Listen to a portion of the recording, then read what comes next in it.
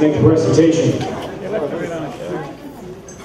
Our next induction is in the team category. The Thompson High School Boys Curling Team 1957-1958.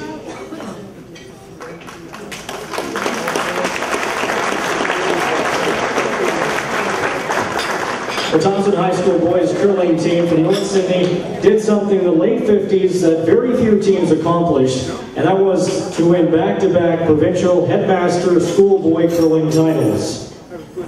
The 1957 Thompson rink was made up of skip Alan Kennedy, mate Paul Rice, second George Rowe, and lead Bill Uden. In 1958, Rice had graduated and Les Hare joined the winning team. They were coached by George Chapman, and faculty advisors included Sammy Way in 1957 and Alex Gilchrist in 1958. The community support was evident in 1957 when the North Sydney rink defeated Queen Elizabeth High School of Halifax 8-6 in Truro for the provincial crown and qualified for the national championship in Winnipeg. Local resident Archie Johnson started up the Northside Schoolboy Curlers Fund, and local residents raised $1,040 to help send the team out west. In 1957, the Northside foursome finished their first national tourney with a record of 4-6.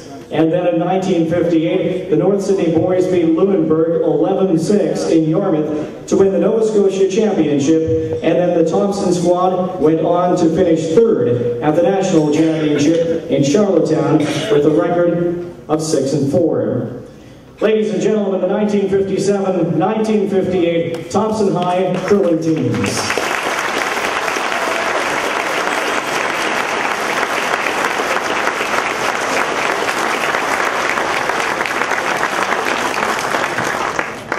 Thank you very much for that.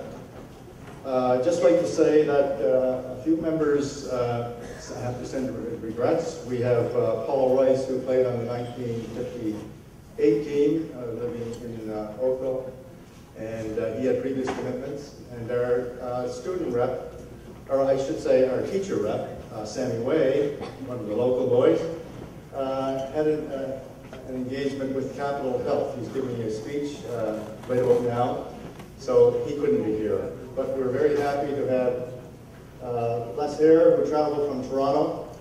We have Kylie over here, Smith, and Ellie Gilchrist up here, who was a teacher representative. And Kylie's representing our coach, George Chapman. Of course, we have George Rowe and Bill Uden. George is living in Bedford. First, let me congratulate the other inductees, Naish, Lauren, John, the 82 Cape Breton Colonels, Jim, and to Eric, the recipient of the Alan Joseph Memorial Award. Congratulations. And to all of those who will receive awards as the best team 2008, a job well done. Also, I would like to thank Ellie Gilchrist, a special thanks to Ellie Gilchrist for submitting the nomination application, and to the Cape Breton Sports Hall of Fame committee, selection committee, for this great honor. I mean, truly, it's great to be back home. I would also like to thank Paul and George, Bill and Les, for being just super teammates. And I want to recognize the support from a group of people. Certainly our parents, all of our parents, were very, very supportive of us playing sports, and we did play a lot of sports. In those days, you played a little bit of everything. Today, it's not that way. You're usually committed to one sport and you play it full time.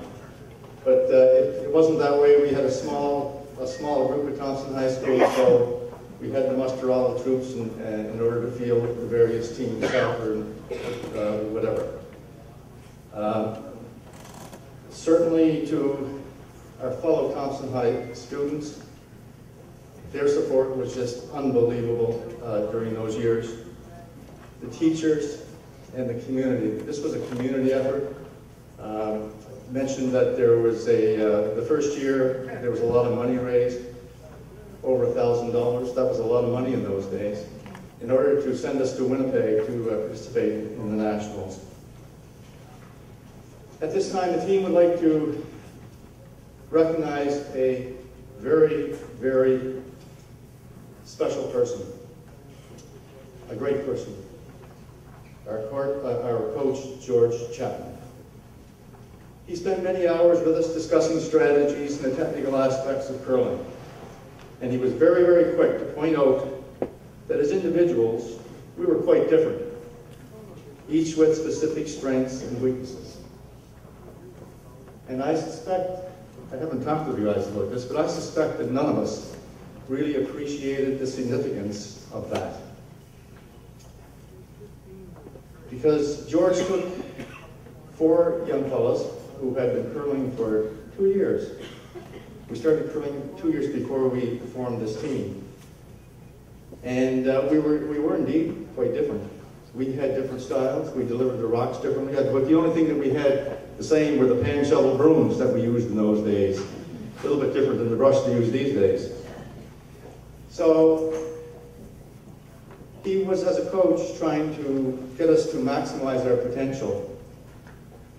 And he took on that by dealing with the human side of the equation.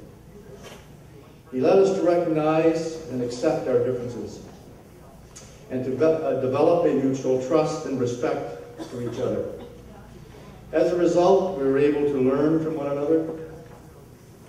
We were able to complement one another, both in our skills on the ice and off the ice. And as a team, decisions just sort of came easy because we were so focused on the desired results, because after all, we just accepted that we were different. So we were focused on the results. And lucky for us, we achieved some of those. Some of those were great. So to the guys here standing up on the stage, and to a great person, George Chapman, to the selection committee, the Sports Hall of Fame, thank you very, very much for this great honor.